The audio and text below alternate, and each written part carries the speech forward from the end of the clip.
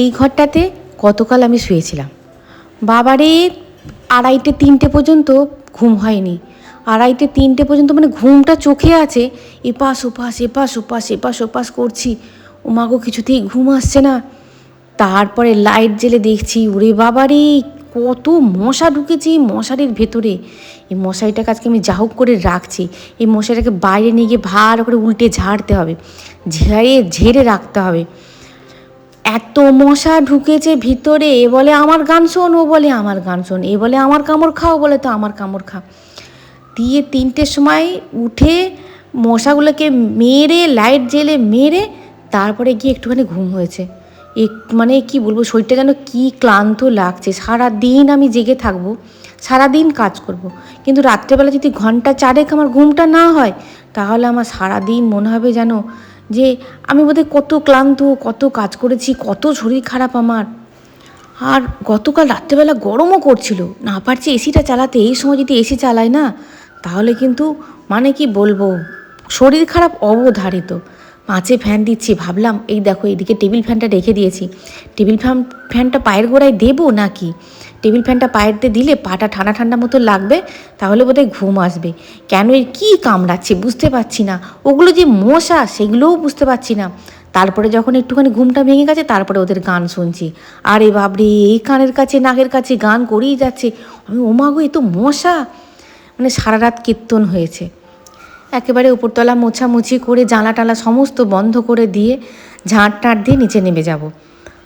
এই মোছামুছিগুলো আমি বুধবার দিন করে নিই, বৃহস্পতিবার দিন করি না। কোনো ঝাড়াঝুড়ি মোছামুছি খুব একটা বেশি করি না, কিন্তু বুধবার দিন আমি সময় পাইনি, একটুও মানে করার সময় পাইনি।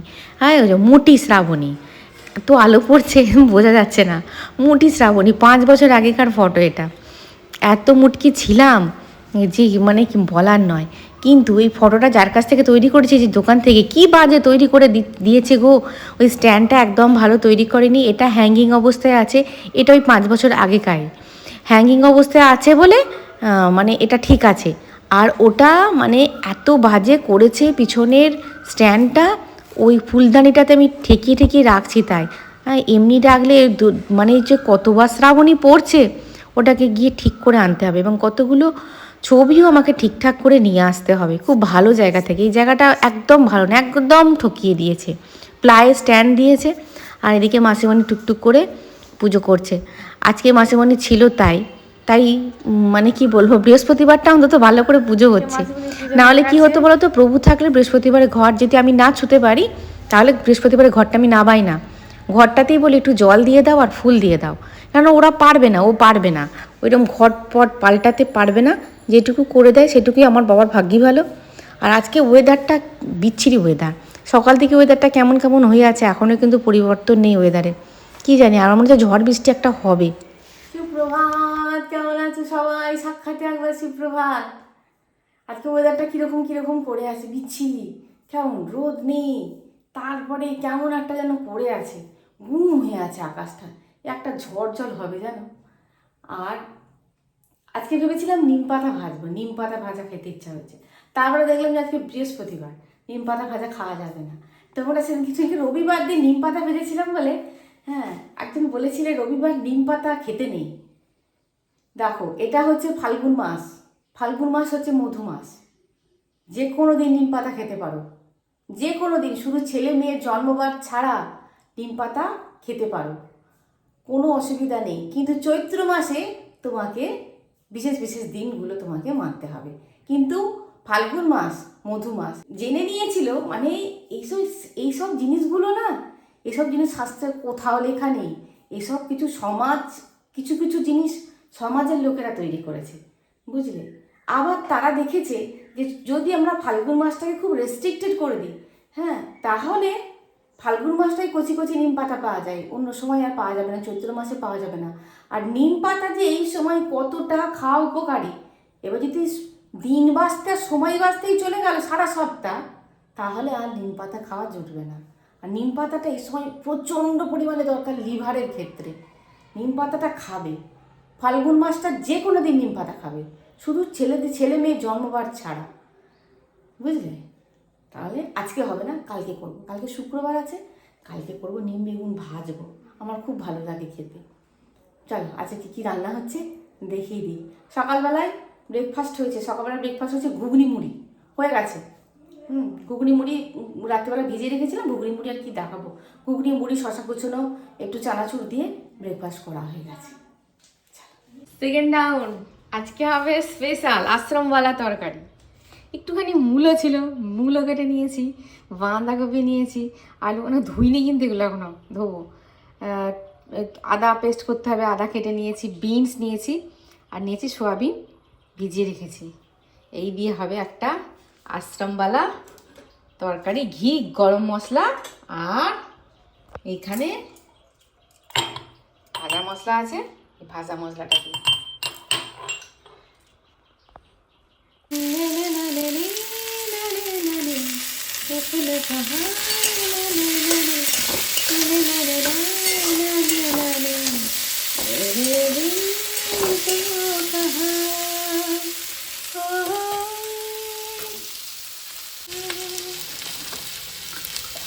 আলুটা তোমরা বলবে আলুটা বড় বড় দিয়েছো, চন্দ্রমুখী না, যদি গলে যায়।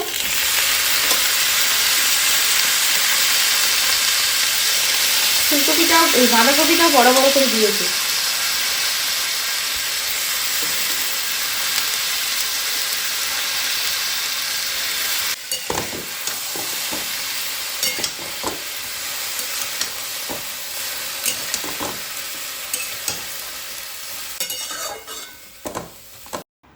আমার দীক্ষাগুরু যিনি ছিলেন, ওনার আশ্রমে গেলে না খাইয়ে ছাড়তেন না। আশ্রমে অনেক লোক খেত, কিন্তু স্পেশালি আমাকে বলতো খেয়ে যাবি, কিন্তু না খেয়ে যাবি না।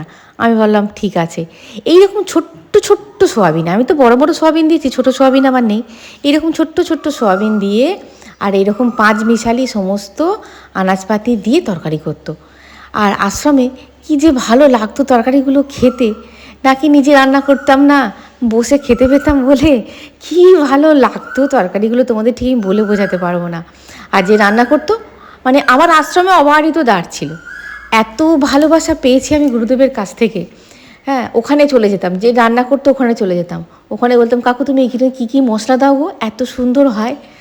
তখন হেসে হেসে বলতো, বলছে কী দিই, তোরা যা দিস আমিও তাই দিই। মানে আমাকে অনেক দিন থেকে দেখে দেখে উনি তৈতকারি করতেন, আর আমার খুব ভালো লাগতো এটা। তোরা যা দিস আমিও তাই দিই। কেন বলতো, এখানে দেবতার স্থান তো, এর একটা মহিমা আলাদা, বুঝলি। আমি দিয়েছি জিরে গুঁড়ো, আদা গুঁড়ো, আদা গুঁড়ো বলছি আদা বাটা, জিরে গুঁড়ো, আদা বাটা, ধনে গুঁড়ো, লঙ্কা গুঁড়ো, একটু লঙ্কা গুঁড়ো দিতে হয়, আর নুন পরিমাণ মতো মিষ্টি ছিল অল্প কটা। ভাজা মশলাটা আছে, ভাজা মশলাটা দিয়ে ঘি, গরম মশলা দিয়ে নামিয়ে নেবো। আর শেষে একবার সাঁতলে নেবো, তেল আর 5 ফোড়ন দিয়ে শেষে একবার সাঁতলে নেবো। সিদ্ধ হয়ে যাবার পর তারপরে গরম মশলা, ভাজা মশলা আর ঘি দিয়ে নামিয়ে নেবো, ব্যাস। আশ্রমওয়ালা তরকারি রেডি।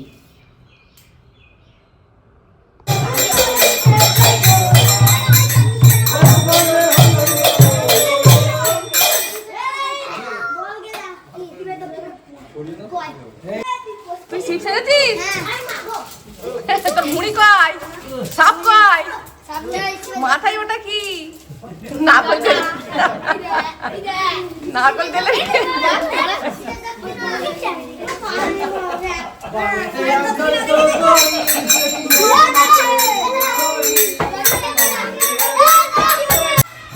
কোথায় কাশিব? বাগেরপাড়ার মাথায় ওটা কি নারকল তেলে? শিব জ্বর ছাড়াবে বলে। শিবের জ্বর ছাড়াবে বলে? হ্যাঁ। ও বাহ, আর কিছু না, কিছু না।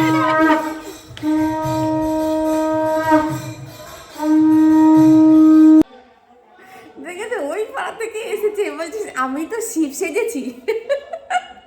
বলছে শিবের দক্ষিণা দেবে না, মাথায় কাদা দিয়েছে, দিয়ে একটা নারকলের চিজি ওর মধ্যে দিয়ে দিয়েছে, তারপরে আবার কী সব ফল টল গুঁজে দিয়েছে ওই কাদাটার মধ্যে। আমি বলছি ওমাগো কাদাটা তো মাথায় শোক করবে জলটা। হ্যাঁ, বলছে কিচ্ছু হবে না, কিচ্ছু হবে না। হ্যাঁ, তারপর ওদের দেখালাম, দেখলে তো। আমি যে মাথায় ওটা নারকল তেল নিয়ে, আরে নারকল তেলের শিশি, বলছে ওটা দিলে না শিবের মাথায় জট লাগবে না। ওই জন্য নারকোল তেলের শিশিটা দেওয়া আছে। জোরে বাবা হেসে মরি আমরা।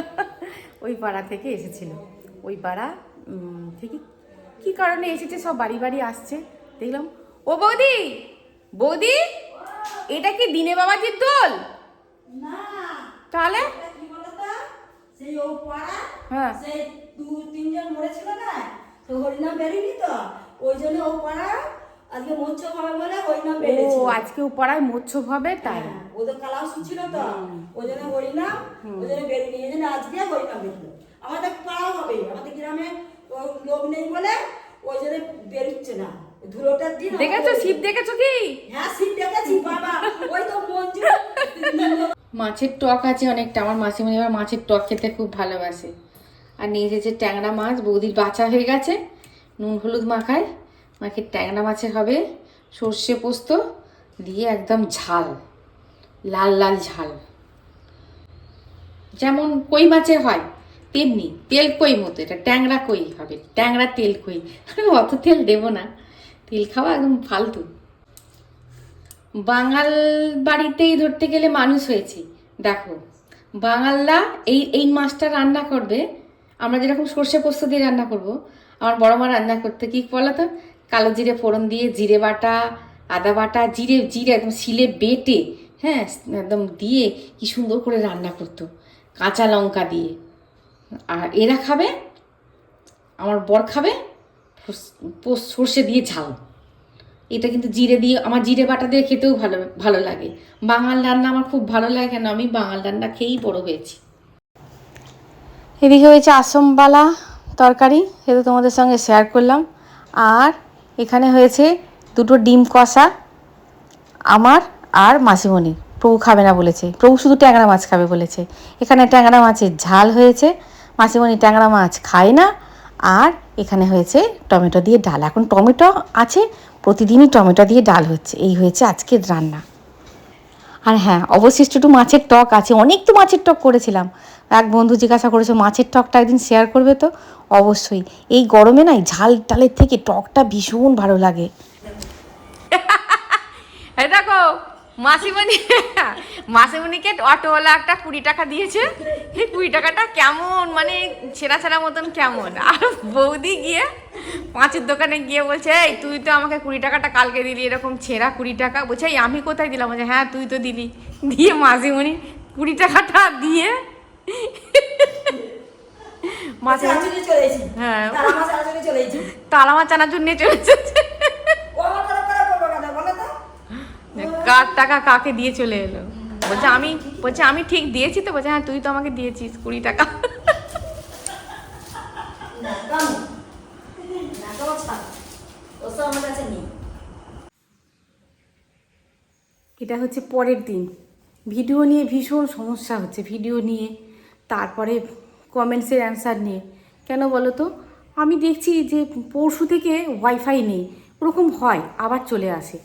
তারপরে খবর নিলাম আমাদের এখানে দিয়ে একটা বড় লরি ঢুকেছিল, দিয়ে ওয়াইফাইয়ের তার ফার সব ছিঁড়ে গেছে।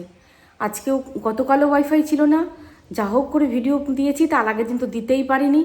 আর আজকের ভিডিওটাও পিকুর কাছে নিয়ে যাব, নিয়ে গিয়ে পিকুর দোকান থেকে যদি করতে পারি, আপলোড করতে পারি তাহলে যাবে, না হলে যাবে না।